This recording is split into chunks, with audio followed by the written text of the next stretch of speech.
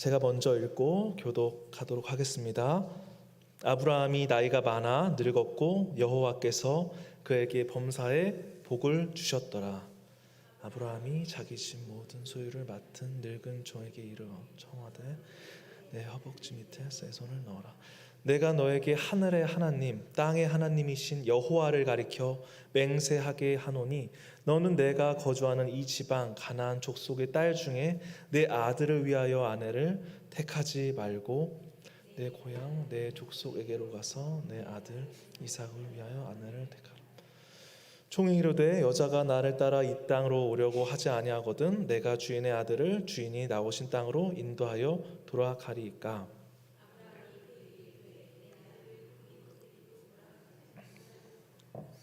하늘의 하나님 여호와께서 나를 내 아버지의 집과 내 고향 땅에서 떠나게 하시고 내게 말씀하시며 내게 맹세하여 이르시기를 이 땅을 내 씨에게 주리라 하셨으니 그가 그 사자를 너보다 앞서 보내실지라. 내가 거기서 내 아들을 위하여 아내를 택할지니라. 만일 여자가 너를 따라오려고 하지 아니하면 나의 이 맹세가 너와 상관이 없나니 오직 내 아들을 데리고 그리로 가지 말지니라. 다 같이 읽겠습니다. 그 종이 이에 그의 주인 아브라함의 허벅지 아래에 손을 넣고 이 일에 대하여 그에게 맹세하였더라. 아멘. 한 주도 평안하셨는지요? 네. 옆 성도님들과 샬롬이라고 인사 한번 해보겠습니다. 네. 잘 지내셨죠? 예, 오늘 또 근데 뉴스를 보니까 좀 그 초등학교 1학년 또 아이가 좀 일찍 천국에 간 또 사건이 있었습니다. 저 그냥 유초동부를 또 하고 있어가지고 그 딱 사건을 보고 아버지가 얼마나 또 마음이 아플까 이런 생각을 했고요. 그래서 아버지가 저는 인터뷰를 못 봤지만 10초간 기도를 해달라라고 하더라고요. 이따가 또 끝날 때 또 기도하는 시간 또 가졌으면 좋겠습니다. 제가 이제 향기로운 교회 온 지도 어느덧 이제 2달이 돼 가고 있습니다. 이제 사역을 하다가도 이제 스스로가 항상 이게 잘 하고 있는 것인가 이제 고민이 될 때 이제 제가 이제 걸어왔던 길을 한번 이제 뒤돌아 보게 됩니다. 이제 첫 번째 사역을 할 때 이제 가장 어려운 교회로 가야겠다라고 마음을 먹고 그 당시에는 제가 청년부 좀 큰 교회 어찌 보면 한국에서 제일 어찌 보면은 말씀으로 서고 큰 교회였어요. 그 교회 안에 청년부에 있었는데 그 교회에서 이제 신학교를 졸업하고 이제 전도사로 나가기 직전에 이제 어려운 교회로 가야겠다라고 마음을 먹었고 당시 이제 부목사님들이 이제 여러 교회를 추천을 해줬어요. 이 큰 교회 저기 있는 또 조건이 좋은 교회들 막 이런 교회들을 추천해 주셨는데 제가 또 어린 또 그때는 시기에 그런 걸 다 걷어차고 등록금이 없고 사례도 아주 작은 저 상도동에 있는 작은 시골 거의 상도동 시장에 있는 교회로 가게 됩니다. 그 교회는 한 40년 된 교회였어요. 그래서 딱 가자마자 이제 먼저 하는 말이 장로님이 오셔서 미안하네. 우리는 등록금을 줄 수가 없네. 미안하네. 그 얘기를 먼저 하시고 시작을 하게 되었습니다. 담임 목사님도 되게 그래서 오히려 또 여러 가지를 맡기시기도 했고요. 덕분에 굉장히 고되지만은 그 당시에 이제 배울 점이 많은 사역을 처음에 했었습니다. 그 당시 주일학교 아이들이 많지 않았어요. 근데 주일만 되면 주일학교 아이들이 많아졌어요. 왜 그럴까요? 그 근처에 이제 보육원이 하나 있었어요. 보육원과 교회가 이제 서로 이제 주일 예배 때마다 보육원에 있는 아이들을 다 교회에 부르는 거예요. 그래서 어찌 보면 기존에 있던 아이들이 이 보육원 아이들 때문에 예배하기가 너무 어려운 상황이기도 했습니다. 이 보육원 아이들 친구 정말 순수한데요. 그 친구들이 이제 주말에만 오면 예배당에 발을 올리고 이제 욕도 하고 막 정말 이제 이 아이들은 거친 야생의 생활을 하는 아이였습니다. 근데 이제 딱 생각을 해보면 그 아이들은 진짜 참 순수했던 것 같아요. 순수했기 때문에 교회 안에서 욕도 할 수 있었고 순수했기 때문에 예배당을 마음껏 돌아다닐 수 있었습니다. 그래서 그때 이후로 그런 아이들을 만나고 나서부터 교회 사역에 대한 마음도 좀 더 넓어졌고 제 스스로가 성장을 또 많이 했던 것 같습니다. 그래서 그 뒤에는 이제 지구촌 교회도 가보고 큰 교회도 경험을 좀 해봤어요. 그런데 아무리 생각을 해도 제가 기억나고 은혜 받았던 그 예배의 현장은 처음에 있던 그 교회였어요. 그 어떤 조건이 좋고 애들이 많고, 전에 있던 교회 막 교사 70명에 아이들 200명, 근데 아이들하고 만날 수가 없어요. 만날 수가 없어요. 교제할 수가 없어요. 정작 기억에 남고 은혜에 남고 내가 목회자로서 제대로 서 있었던 때는 오히려 첫 번째 교회였을 때 가장 정직하게 서 있을 수 있었습니다. 그래서 그 뒤에는 또 하나님이 마음을 주셔서 제가 이제 스스로 한번 또 일도 해보자 해서 배달의 민족에서 일도 많이 했었고요. 떡집에서도 일을 많이 해서 뭐 이런 일을 할 수 있는 또 환경을 또 하나님께서 만들어 주셨고, 뭐 여러 가지 또 빚도 있고 해서 그걸 갚는 과정에서도 일을 많이 했었습니다. 그래서 저는 이제 일하는 자로서의 그 기억과 그리고 사역하는 자로서의 기억을 한 근 5년 안에 다 갖게 되었습니다. 그럼 지금은 앞으로 어떻게 살아야 할 것인가? 그거에 대한 기도 제목이 굉장히 큽니다. 그래서 우리 향기로운 교회 안에 사역할 때는 그 안에서 하나님의 길을 발견하고자 목숨 걸고 이 부서를 살리고 그리고 교회를 일으켜내고 그리고 많은 아이들에게 하나님의 복음을 전할 수 있게끔 작지만 그 역할을 또 하고 있습니다. 그래서 이 자리는 나중에 훗날에 기억했을 때 반드시 꼭 필요했던 시간이었고 반드시 기억해야만 했던 그 은혜의 자리였다는 것을 나중에 또 간증을 했으면 좋겠습니다. 그래서 다가올 겨울 성경학교가 있습니다. 그때를 위해서 지금 홍보하고 있는 거죠. 네, 많은 응원을 부탁드립니다. 오늘 성경 본문의 말씀을 보면 이 맡은 직분에 이 최선을 다하는 아브라함의 종이 등장합니다. 아브라함보다 조연인 종의 역할을 강조하고 있는 말씀인데요. 우리가 이제 주일에 항상 담임 목사님 말씀을 통해서 창세기를 계속 제가 저 스스로도 복습하고 우리 성도님들도 말씀을 듣고 있습니다.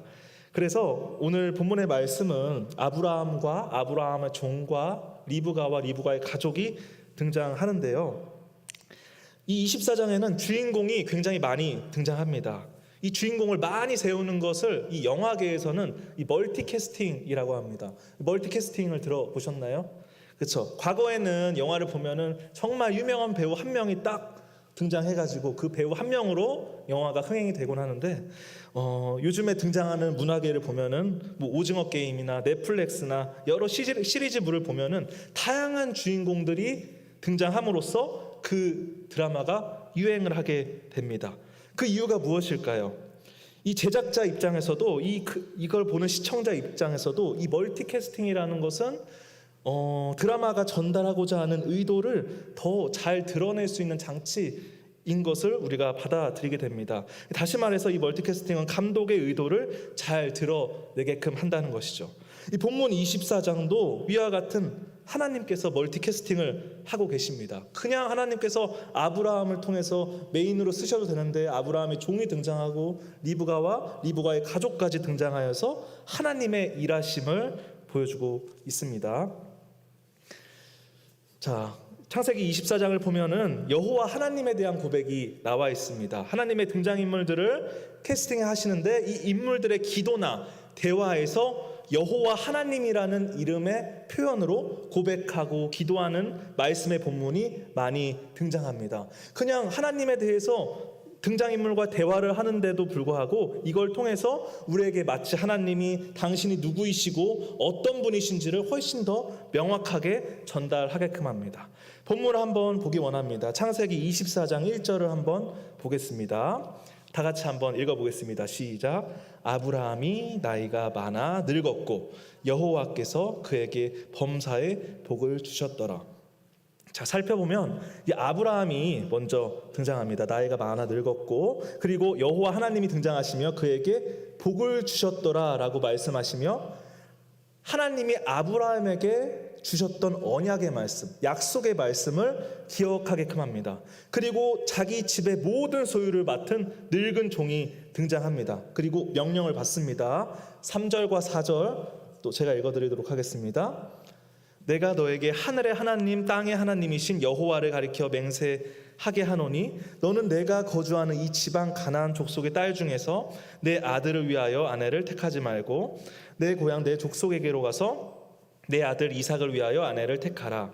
내 고향 내 족속에게로 가서 내 아들 이삭을 위하여 아내를 택하라 라고 말씀에 기록이 되어 있습니다. 여기서 당시 아브라함이 자신의 상속자 이삭, 이 이방인과 결혼하는 것을 금하였기 때문에 친족에게로 가서 이삭의 아내를 찾으라고 명령을 합니다. 편하게 자신의 터에 있던 가나안 땅에서 찾는 것이 아니라 하나님께서 다른 이방 민족과의 혼인을 금하시고 하나님과의 약속을 기억하고 나서 그 약속을 지키고자 아브라함의 종에게 이렇게 명령을 하는 것이죠. 창세기 22장 17절에 하나님께서 이런 약속을 아브라함에게 하셨습니다.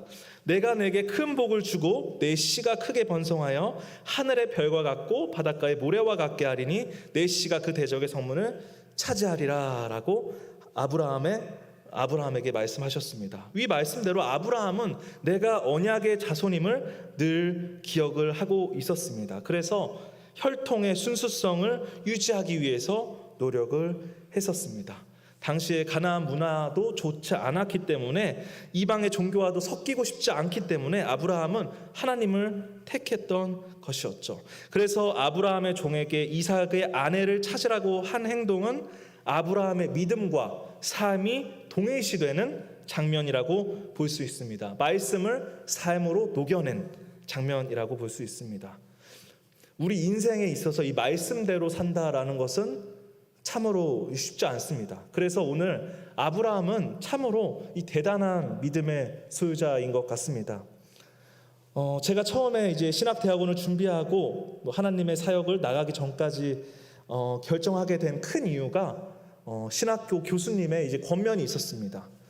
너 한번 가보지 않을래? 너 한번 해보지 않을래? 근데 그냥 지나가던 사람이 너 한번 해보지 않을래? 더군다나 부모님이 너 한번 해보지 않을래? 이래도 저는 신학교를 안 갔을 거예요. 근데 이 교수님이 한번 해보지 않을래? 라고 했을 때 이제 마음이 조금 움직였습니다. 이분께서는 제가 어려울 때 이제 등록금도 내가 내줄게 라고 하면서 굉장히 저를 많이 신경을 써주셨던 분이에요. 제가 이 교수님을 따르고 의지했던 이유가 무엇이었을까요? 이분은 이 말씀을 삶으로 녹여내는 삶을 살고 있었습니다. 어떤 교수님이 이 신학생, 그냥 그 수많은 신학생 중에 한 명인데 제가 그때 등록금 어렵다는 걸 알고 그걸 내주겠다라고 얘기하는 교수님은 저도 처음 들어보았었거든요. 그래서 그 교수님 덕분에 이 교수님 교수님의 말씀대로 교수님 교회 가고 싶습니다 할 정도로 굉장히 제가 의지를 많이 했습니다. 오늘 아브라함의 종도 좀 어찌 보면 저와 같은 마음이었을지 모르겠습니다. 이 아브라함이 하나님의 말씀과 언약대로 끝까지 그걸 지키려고 노력하면서 살고 있으니까 아브라함의 종이 그 당시 거리가 800km가 넘는 거리였는데 그거를 그 여정을 떠난 겁니다. 이삭의 아내를 찾겠다 하고 이 말도 안 되는 그 여정을 떠난 건데요. 말씀을 기억하는 아브라함의 믿음의 삶을 보고 종도 어떠한 불평 불만 없이 순종하는 모습을 보이게 됩니다. 이 9절에 보면 종은 이 일에 대하여 그에게 이제 맹세를 하게 되죠. 이 말씀의 허벅지 관련된 표현은 그를 그만큼 믿는다라는 강조의 표현이고요. 종의 역할을 충실하게 이행하고 순종하는 모습을 보여주고 있습니다. 그에게 말씀대로 산다는 것은 하나님의 언약을 지키고 사는 목자를 잘 따르고 순종하는 것이었습니다. 결국에는 종을 통해서 이제 리브가를 데려오게 되고 하나님의 일을 하게 됩니다. 3절과 7절의 말씀 한번 제가 읽어드리겠습니다. 내가 너에게 하늘의 하나님 땅의 하나님이신 여호와를 가리켜 맹세하노니 너는 내가 거주하는 이 지방 가나안 족속의 딸 중에서 내 아들을 위하여 아내를 택하지 말고 하늘의 하나님 여호와께서 나를 내 아버지의 집과 내 고향 땅에서 떠나게 하시고 내게 말씀하시며 내게 맹세하여 이르시기를 이 땅을 내 씨를 주리라 하셨으니 그가 그 사자를 너보다 앞서 보내실지라 내가 너희서 내 아들을 위하여 아내를 택할지니라. 아멘. 하나님께서는 7절에 사자를 먼저 보내셔서 길을 평탄케 하시는 분이셨고 3절에 보시면 하늘과 땅의 하나님이심을 드러내고 있습니다. 이 종과 아브라함의 대화를 통해서 하나님의 일을 보여주시는 거죠. 하나님의 일을 한다는 것은 크게 성공해야 된다는 것은 아닙니다. 이 종의 직분으로서 충분히 할 수 있었고 무언가 큰 직분이 필요한 것이 아닙니다. 충실하게 그리고 믿음과 삶을 동일시하며 살아가는 목자의 명에 잘 따르기만 해도 하나님을 드러낼 수 있다라는 것입니다. 하나님 한 분이 3절에 하늘과 땅의 하나님으로, 7절에 길을 평탄케 하시는 분이라는 이 믿음의 고백만으로 하나님이 기뻐하게 된다는 것이죠. 이와 같은 종의 순종으로 이삭의 신부감을 만나는 결과로 이어지게 되고 기도의 응답으로 이어지게 됩니다. 여러분들, 아브라함의 종도 아브라함도 하나님이 이미 나에게 은혜를 주신 분이라는 걸 알고 있습니다. 그리고 그 복 주시겠다는 약속도 같이 붙잡고 있습니다. 이를 통해서 예수님의 향기가 드러나고 하나님이 드러나고 있는 게 이들과의 대화였습니다. 전통적으로 창세기 24장은 아브라함의 종도 그렇지만 리브가도 굉장히 중요한 역할을 하고 있습니다. 오늘 본문은 아브라함의 종과 리브가의 가족까지 그냥 지나칠 수 있는 그 인물들의 대화를 통해서 하나님이 우리의 주인이시고 감독이심을 강조하는 데 사용이 되고 있습니다. 우선 본문의 아브라함의 종을 중심으로 본다면 종은 이삭의 아내가 리브가로 결정되는 것이 하나님의 뜻과 인도하심임을 말하면서 그 과정에서 아브라함의 종의 순종과 수고가 부각되게 됩니다. 긴 여정 속에서도 목자의 명을 따르던 아브라함의 종은 그녀를 데려오는 과정 전에 12절에서 15절에 아브라함의 종은 하나님께 이렇게 기도를 합니다. 제가 물을 달라고 할 때 저뿐만이 아니라 제 나귀에게도 물을 주는 착한 여인을 하나님께서 선택하신 여성으로 알겠나이다 라고 기도를 합니다. 아브라함의 종은 그가 하나님께 기도하는 행동을 통해서 하나님의 은혜를 갈급하게 구하고 있는 마음을 볼 수 있습니다. 본문 12절에서 15절을 다 같이 한번 읽어보도록 하겠습니다. 한번 읽어보겠습니다. 시작. 그가 이르되 우리 주인 아브라함의 하나님 여호와여, 원하건대 오늘 나에게 순조롭게 만나게 하사 내 주인 아브라함에게 은혜를 베푸시옵소서. 성중에 사람의 딸들이 물을 길러 나오겠사오니 내가 우물 곁에 서 있다가 한 소녀에게 이르기를 청하건대 너는 물동이를 기울여 나로 마시게 하라 하리니 그의 대답이 마시라. 내가 당신의 낙타에게도 마시게 하리라 하면 그는 주께서 주의 종 이삭을 위하여 정하신 자라. 이로 말미암아 주께서 내 주인에게 은혜 베푸심을 내가 알겠나이다. 말을 마치기도 전에 리브가가 물동이를 어깨에 메고 나오니 그는 아브라함의 동생 나홀의 아내 밀가의 아들 부두엘의 소생이라. 하나님께서 아브라함의 종의 행동을 딱 보았을 때 하나님께서는 은혜 가운데 아브라함의 종을 또 이끌고 리브가를 만나게 하십니다. 그래서 창세기 24장에서 아브라함의 종은 신학적 주인공이라고도 칭하기도 합니다. 15절의 말씀이 끝나기도 전에 하나님께서는 일하고 계셨습니다. 리브가가 물동이를 어깨에 메고 등장하기까지가 딱 하나님의 모든 기도 응답이 이루어지는 장면이었습니다. 빈도가 많은 만큼 아브라함의 늙은 종은 중요한 역할을 지니고 있습니다. 2절에 보면 아브라함에게 속한 모든 것을 돌보고 집에서 가장 나이가 많다라고 표현하고 있습니다. 여기서 나이가 많다라는 표현은 원어로 이 자켄인데 이제 장로라고도 영어로 번역이 됩니다. 소유를 많이 돌본다는 것은 종이 믿음직스럽고 유능하다는 것을 이야기하고, 둘째로 나이가 많다라는 것은 단순히 나이가 많은 것, 신체적 나이가 아니라 성숙한 경험이 많다라는 것을 뜻하고 있습니다. 아주 믿을 만한 것이죠. 그렇다면 하나님 보시기에도 어떨까요? 아브라함의 아들의 아내를 찾아내는 데 있어서는 하나님께서는 가장 적합한 캐스팅으로 아브라함의 종을 택하셨을 것입니다. 그리고 종은 뛰어난 또 정략가의 모습을 보여주고 있습니다. 종은 우물가에서 자신이 하나님에 대한 기도를 통해서 하나님께 기도를 드리면서 세운 조건들이 있었습니다. 그 조건들을 모두 충족한 리브가를 또 만나게 됩니다. 그래서 그는 리브가의 가족 부두엘과 라반에게 모든 상황을 15절에 걸쳐서 장황하게 설명을 하고, 근데 이 설명하는 과정 가운데 이 아브라함의 종은 단순한 요약이 아니라 약간의 조작이 들어가 있습니다. 제가 말씀드리면 창세기 24장 8절에 보면은 아브라함은 종에게 원래 이렇게 이야기를 했었습니다. 8절에 여자가 너를 따라오려고 하지 아니하면 나의 이 맹세가 너와 상관이 없다라고 이야기했었습니다. 그러나 창세기 24장 41절에는 종은 리브가의 가족과 부두엘과 라반에게 그 내용을 이렇게 이야기합니다.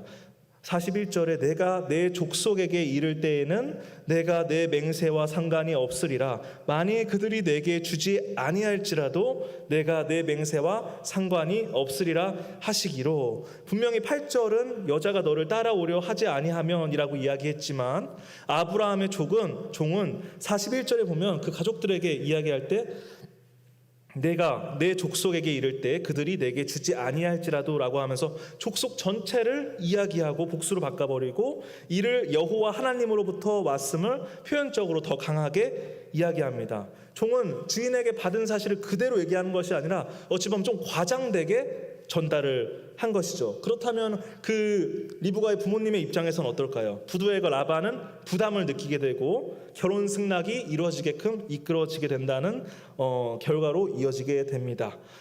실제로 본문을 봐도 종의 이러한 전달은 리브가와 리브가의 가족들이 하나님께 시선을 향하는 결과로 이어지게 되는데요. 부두엘과 라반이 창세기 24장 50절에 보면 이 일이 여호와께로 말미암았느니, 또 창세기 24장 51절에 보면 여호와의 명령대로 그를 당신의 주인의 아들의 아내가 되게 하라라고 답하고 있기 때문에 이 종이 조금 더 과장되게 이야기한 것은 아주 성공적으로 결혼 승낙을 이끌어내게끔 하고 있습니다. 그들은 이 만남을 통해서 하나님으로부터 이 모든 뜻이 하나님으로부터 왔구나라는 걸 더욱더 확신하게 되게 된 것입니다. 이를 통해서 하나님은 아브라함과 언약을 지키는 분이고 그의 종을 사용하시고 리브가와 가족들까지 다 하나님의 계획 속에 있다라는 것을 보여주고 계십니다. 자, 아브라함과 종 리브가와 이 모든 가족들은 이 다채로운 인물들을 통해서 하나님의 계획 속에서 우리들은 살아가고 있음을 보여주고 있습니다. 아브라함처럼, 누구는 아브라함의 종처럼, 누구는 리브가처럼, 누구는 리브가의 가족들처럼 맡은 직분의 충성과 순종이 필요한 것입니다. 우리 인생에 있어서 하나님께서 여러분들에게 이제 맡긴 역할이 무엇일까요? 누구는 아브라함과 같이 약속을 굳건히 믿는 자로서 명하는 역할을 맡게 될 것이고요. 누구는 아브라함의 종과 같이 명을 받고 또 권면을 받고 중요한 임무를 수행을 할 것이고, 누구는 또 리브가와 그의 가족들 같이 하나님의 사람이 나타나서 언젠가 그쪽에 하나님의 동역자들을 만나게 되어가지고 가족이 되고 또 이야기의 주인공이 될 수도 있는 역할을 맡게 되는 거죠. 말씀을 맺길 원합니다. 우리 교회가 이런 대화 속에 있는 이 과정에 있지 않아야 될까요? 우리 그리스도인이 그렇게 되어야 되지 않을까요? 누구는 말씀을 전하고 또 누구는 그 말씀을 행할 수 있게 누구는 그 환경을 마련해 주어야 됩니다. 마찬가지로 이 사회도 그래야 됩니다. 예수 믿는 자가 세워져야 하고, 예수 믿는 자가 중간 단계에서 종의 역할을 해야 하고, 그리고 예수 믿는 국민이 경건하게 리브가의 가족들과 같이 순종과 수고를 했을 때 이 사회가 회복되지 않을까요?